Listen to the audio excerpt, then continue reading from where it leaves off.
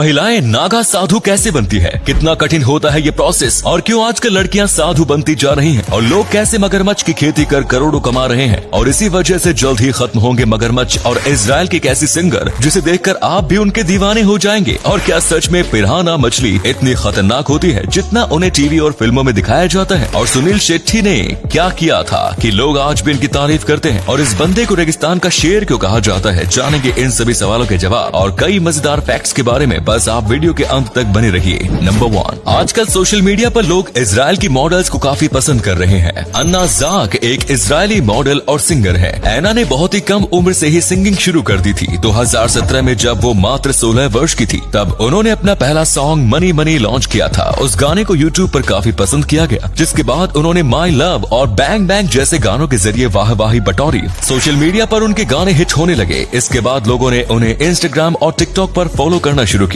आज उनके इंस्टाग्राम पर 1.4 मिलियन से अधिक फॉलोअर्स है। वहीं टिकटॉक पर इनके फॉलोअर्स की संख्या लगभग 5 मिलियन है। ऐना फिलहाल एक TV show to be a singer भी होस्ट कर रही हैं। अभी वो 19 साल की है और उनकी नेटवर्थ $1 मिलियन से कहीं अधिक है। एक बार आप भी इंस्टाग्राम खोलकर उनकी रील्स जरूर देख लीजिए, यकीनन आप भी उनके फैन हो जाएंगे। नंबर 2, आजकल दुनिया भर में क्रोकोडाइल फार्मिंग का क्रेज बढ़ रहा है। आपके लिए ये एक नई चीज हो सकती है, लेकिन विदेशों में इसका व्यापार धड़ल्ले से चल रहा है। अंतर्राष्ट्रीय बाजार में मगरमच्छ की खाल से बने प्रोडक्ट्स की काफी वैल्यू है। इनकी लेदर का बना बैग 1.5 लाख रुपए में तो वही जैकेट 4 लाख रुपए में बिक रही है। क्रोकोडाइल फार्मिंग करना कोई आसान काम नहीं है। इसके लिए ढेर सारे पैसे के साथ साथ कई एकड़ जगह की जरूरत होती है। साथ ही इसमें जान जाने का जोखिम भी बना रहता है। लेकिन यदि कोई एक बार इस बिजनेस में सेट हो जाए तो फिर उसकी कमाई हर साल बढ़ती ही रहती है। थाईलैंड में सबसे ज्यादा मात्रा में क्रोकोडाइल फार्मिंग की जाती है। यहाँ पर 1000 से भी अधिक फार्म्स में 12 लाख से अधिक मगरमच्छों को पाला जा रहा है। यहाँ पर आने वाले पर्यटक मगरमच्छ का मांस खाना भी पसंद करते हैं। लेकिन एनिमल लवर्स क्रोकोडाइल फार्मिंग से खुश नहीं हैं, क्योंकि केवल लेदर और मीट के लिए इन क्रोकोडाइल्स को जिंदा काट दिया जाता है। इसके अलावा दुनिया भर में अवैध तरीके से क्रोकोडाइल्स का शिकार भी किया जा रहा है। नंबर 3,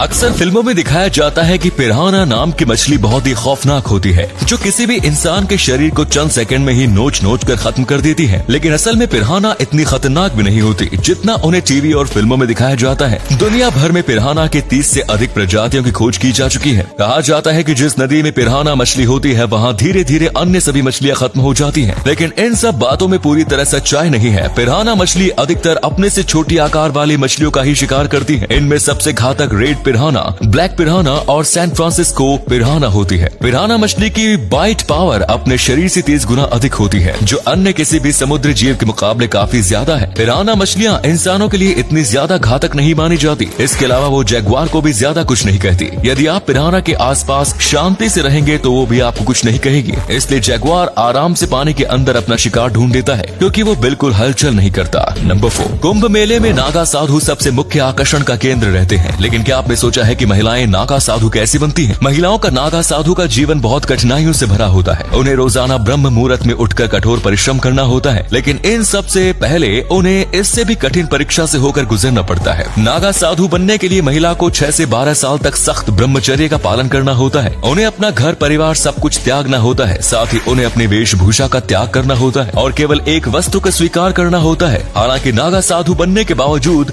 महिलाओं को निर्वस्त्र होने की इजाजत नहीं होती। घर परिवार छोड़ने के बाद उनके लिए सबसे कठिन होता है पिंडदान करना, यानी कि इसके बाद उनका अपने पति, बच्चों और अन्य परिजनों से कोई रिश्ता नहीं रह जाता। सभी परीक्षाओं से गुजरने के बाद अखाड़े के आचार्य महामंडलेश्वर उन्हें दीक्षा देते हैं। साल 2019 के कुंभ में पहली बार महिला नागा साधु ने भी पुरुष नागा साधुओं की तरह स्नान कर सभी परंपराएं निभाई थी। नंबर 5, चीन के हुबई प्रांत में एक बहुत बड़ा सोलर पार्क बनाया गया है, जहां लाखों की संख्या में सोलर पैनल्स बनाए गए हैं। इस पार्क के जरिए चीन हर साल 14 अरब किलोवाट की बिजली पैदा करता है। साल 2022 में चीन के बीजिंग में आयोजित होने वाले विंटर ओलंपिक्स पहले ऐसे ओलंपिक होंगे जिसमें पूरी ऊर्जा का इस्तेमाल केवल सोलर प्लांट्स की बिजली से किया जाएगा। लेकिन इससे यहाँ के आसपास के किसानों को बहुत दिक्कतें हो रही हैं। लोगों का कहना है कि प्रशासन द्वारा उनसे जबरदस्ती जमीन लीज पर ले गई है और जिन लोगों ने इसका विद्रोह किया उनके साथ मारपीट की गई और जबरदस्ती जेल में बंद कर दिया गया। साथ ही लोगों ने बताया कि सरकार ने 3000 युआन प्रति एकड़ के हिसाब से मुआवजा देने का वादा किया, लेकिन लोगों को एक फूटी कौड़ी तक नहीं दी गई। इससे चीन का तानाशाह रवैया एक बार फिर सामने आ रहा है। और अगले फैक्ट पर जाने से पहले इस फोटो को ध्यान से देखिए और बताइए कि आपको किसका फोटो दिखाई दे रहा है। इससे पता लगे आपका दिमाग और आपकी आंखें कितनी तेज है। मिलते हैं आपको 5 सेकंड से।